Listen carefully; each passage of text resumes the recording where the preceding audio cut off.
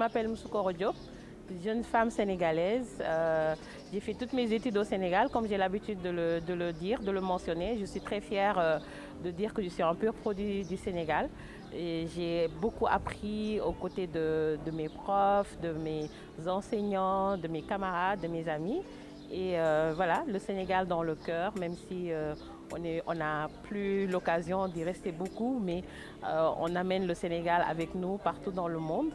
Et très contente d'être sur la plateforme Diabou TV qui nous permet justement d'être au courant de tout ce qui se passe, même si on n'est pas au Sénégal. Alors, on ne peut qu'être fier de la plateforme Diabou TV quand on voit tout ce que Diabou a fait dans ce domaine, dans le domaine justement du journalisme, de la documentation et les mamans de l'indépendance, comme l'a souligné tout à l'heure Wasso Tunkara, une des panélistes. Elle a parlé sans savoir que Diabou était dans la salle. Elle a cité comme exemple le film. Donc en voyant tout ce que Diabou a fait, ce n'est que la continuité de son beau travail. Et cette plateforme justement est, comme on le dit souvent, à chaque fois qu'une voix de femme s'élève, c'est la voix des sans-voix, de toutes ces femmes qui n'ont pas droit à la parole ou qui n'ont pas l'occasion de parler.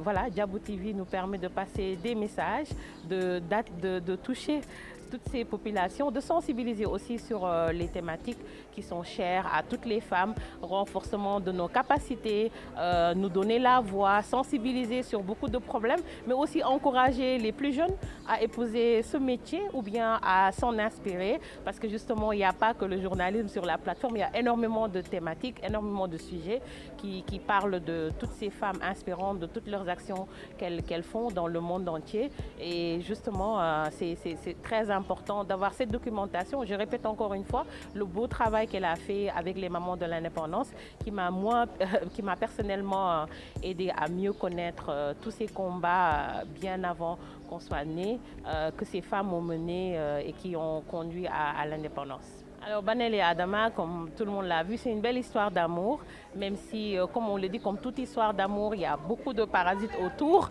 on va dire, beaucoup de défis. À deux, ils ont fait face à toutes ces difficultés, tous ces obstacles, mais malheureusement, à un moment donné, comme toute épreuve, il y a eu des moments de découragement, des disputes et même des fois des mots durs. Et justement, c'est comme ça que se passent beaucoup de choses dans la vie de tous les jours. On a un projet en commun ou bien on a son propre projet, mais on fait face à des obstacles. Pour moi, c'est une leçon de vie pour tout le monde, pour les plus jeunes, pour les plus âgés, pour beaucoup de personnes qui ont des projets en commun. Et aussi la face de Banel qu'on nous montre, une femme forte qui essaie de bousculer les codes, qui n'a rien à voir avec les femmes qui sont autour d'elle, qui l'ont élevée pourtant, mais elle se singularise par sa particularité, son amour aveugle pour Adama et son désir de rester avec elle, rien qu'avec lui, rien qu'avec Adama, rien autour d'elle. De vivre pleinement son amour avec Adama. Et c'est important pour moi aussi, toutes ces choses qu'on a montrées, la partie religion, la partie tradition, c'est important. La vie dans le Fouta, qu'on découvre chaque jour un peu plus avec toutes ces histoires, ces belles histoires, même si on connaît personnellement cette région. Il y a plein d'histoires qui se passent dans cette région. Sensibiliser sur les défis que vivent justement les éleveurs avec la sécheresse, les troupeaux qui meurent. Il y a le changement climatique qui affecte énormément les vivres et justement leurs besoins, parce qu'ils vivent de ça. Et c'est important que nous tous, on soit sensibilisés par rapport à tous ces combats. On a vu beaucoup de choses. Une personne qui se démarque est souvent qualifiée de folle, alors que justement cette personne vit un combat qu'on occulte des fois.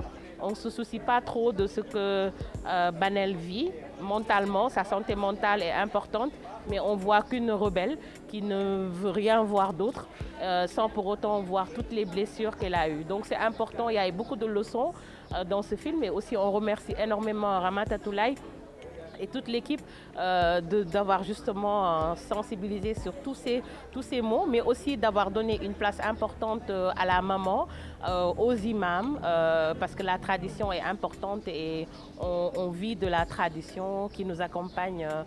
Et justement, quand on sait d'où on vient, on sait encore plus ce qu'on doit faire et la mission qu'on doit porter. Merci Diabou Bessane, merci à toute l'équipe, bonne continuation, très fière de tout ce que vous accomplissez et j'espère que beaucoup de femmes continueront à être inspirées et à reproduire ce magnifique travail.